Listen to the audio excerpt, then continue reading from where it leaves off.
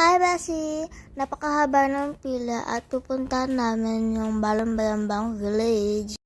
Yung mga base ko, sa hinabahaba ng pila kanina mga base ko, ay makakapasok na kami sa pinagmamalaki ng Balon-Balambang Village. Ayan. So, bago kami makapasok sa magandang village, ay dadaan muna kami dito sa pinakamaluwanag at napakagandang daan. At ito ang tinatawag nilang Lagusan. Lagusan? Hoy! Ano yun? At mga base ko, second time ko palang makapasok dito kasi yung first time ko ay kasama ko dito si Lablab at kami lang dalawang pumasok dito. At bibigyan ko kayo ng ilang clip na kasama ko dito si Lablab. Ayan. So pagpasok namin dito mga base ko ay hindi kami kompleto at syempre next time ay kompleto na kami at sana makahabol si Lablab. Ayan. Pasok na tayo.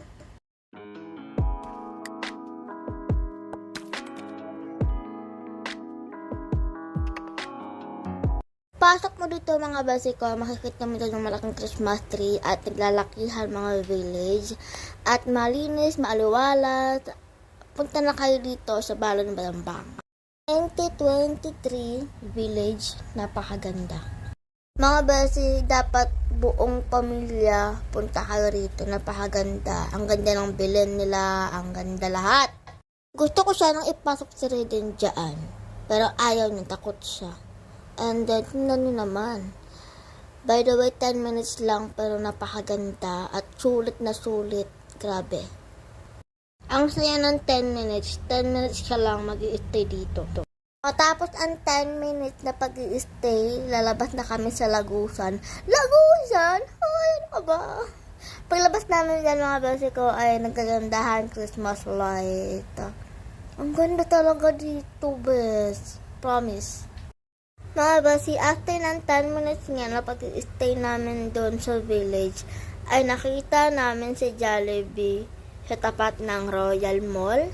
At first time lang din daw na may Jollibee mascot sa Royal Mall. At samantala, pinagkakaguluhan na nga yung village ng Balambang, ay pinagkakaguluhan din yung Jollibee sa tapat ng Royal Mall. Hati ba? Pasabog ang Balambang ngayon ha. Napansin ko rin. Ang dami ng mga bata, napakadaming tao. Papicture na pala si Raiden kay Jollibee kasi aalis na nga dyan si Jollibee. At hanggang dito na lang yung video. Bye bye!